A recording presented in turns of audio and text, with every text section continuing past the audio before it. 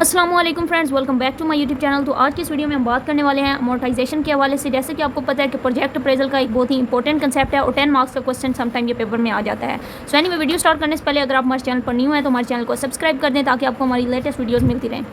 Anyway, अगर हम amortisation के हवाले से बात करें तो कोई भी क्वेश्चन अमोर्टाइजेशन का जो होगा उसमें आपको लोन भी गिवन होगा, इंटरेस्ट रेट भी गिवन होगा और नंबर ऑफ ईयर्स भी गिवन होंगे। ठीक है, नंबर ऑफ ईयर्स को हम डिनोट करेंगे एन से, इंटरेस्ट रेट को आई से और लोन एज इट इज़ हमारे पास लिखा हुआ होगा। ठीक है, जैसे अब इस वीडियो में आपको नज़र आ रहा होगा कि लोन हमारे पास $1000 गिवन है, इंटरेस्ट रेट 10% है और एन हमारे पास बेसिकली 5 है। ठीक है, 5 का मतलब क्या है कि 5 ईयर्स है। इसके लिए सबसे पहले आपने करना क्या है, यहाँ पर देखें, आपने सबसे पहले ईयर्स बना लेने हैं। ठीक है, ईयर्स का कॉलम बनाना है। फर्स्ट ऑफ ऑल आपने ईयर्स का कॉलम बनाना है। अब जितने एन मतलब नंबर ऑफ ईयर्स होंगे ना, आपने उतने ही ईयर्स लिख लेने हैं, लेकिन आपने स्टार्ट 0 से लेना है। ठीक है, कभी भी 1 2 3 स्टार्ट नहीं कर देना, 0 1 2 3 देन ओके, मतलब 0 1 2 3 4 5 ओके हो गया। फर्स्ट आपने कॉलम बना लिया ईयर्स का। देन आपने सेकंड कॉलम बनाना है इंस्टॉलमेंट पेमेंट का। ठीक है, इंस्टॉलमेंट पेमेंट अब हम कैसे फाइंड करेंगे, इसके लिए एक फार्मूला है। अब वो फार्मूला हम देखते हैं। बेसिकली यहाँ पर देख के जूम किया है इसको मैंने। इंस्टॉलमेंट पेमेंट के लिए बेसिकली फार्मूला है हमारे पास, present value is equal to future value multiply PVIFA और फिर हम उसके साथ ही आई और एन अटैच कर देंगे। ठीक है, अब बेसिकली प्रेजेंट वैल्यू क्वेश्चन में आपको गिवन होगी। प्रेजेंट वैल्यू हमारा लोन होगा। ठीक है, लोन की जो वैल्यू होगी वो आपने प्रेजेंट वैल्यू की जगह पे लिख देनी है 1000। फ्यूचर वैल्यू को हमने अज्यूम कर देना है R। ठीक है, उसको हमने R से डिनोट कर देना है। ये ऐसे समझे कि एक रट्टा है जो इस क्वेश्चन में आपने लगाना ही लगाना है। ठीक है, अब इसकी खिचड़ी हम ये नहीं बना सकते कि फ्यूचर वैल्यू की जगह हमने R क्यों लगाया। ठीक है, तो ये एक मतलब आपने कंसेप्ट अपने माइंड में रखना है कि फ्यूचर वैल्यू की जगह हम R लिख देंगे।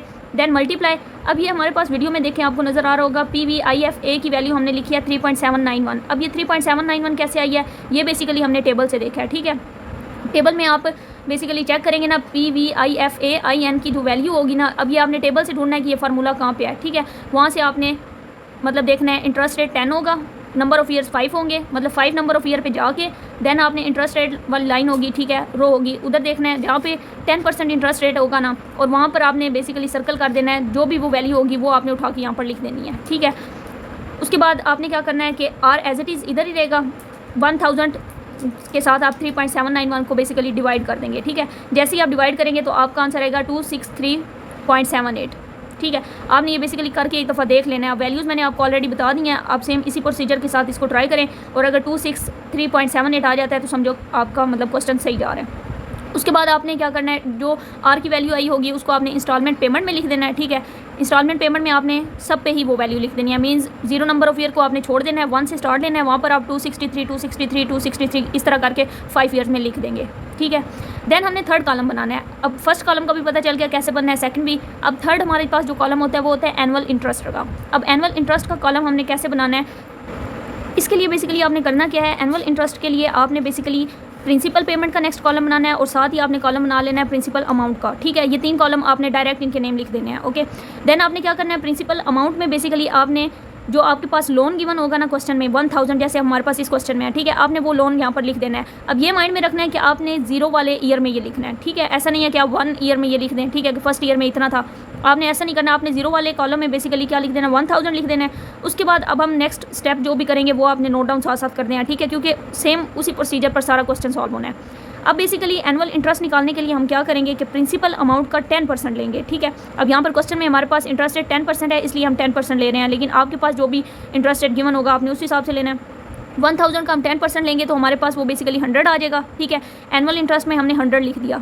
ओके, देन अब हमने क्या करना है, एनुअल इंटरेस्ट रेट का कॉलम हमारा एक बन गया। उसके बाद प्रिंसिपल पेमेंट निकालनी है। प्रिंसिपल पेमेंट निकालने का बेसिकली क्या फार्मूला है कि हमने इंस्टॉलमेंट पेमेंट को माइनस कर देना है बेसिकली एनुअल इंटरेस्ट रेट से। ठीक है, अब यहाँ पर क्वेश्चन में देखें आपको नज़र आ रहा होगा 263 इंस्टॉलमेंट पेमेंट है और एनुअल इंटरेस्ट जो है हमारे पास वो 100 है। अब 263 में से हम 100 माइनस करेंगे तो हमारे पास 163 आ जाएगा। यहाँ पर वीडियो में आपको 103 नज़र आ रहा होगा, लेकिन ये मिस्टेक हो गई है। ठीक है, यहाँ पर 0 की जगह 6 आना है। ठीक है, तो इस तरह 263 में से 100 माइनस करेंगे तो आपके पास 163 आ जाएगा।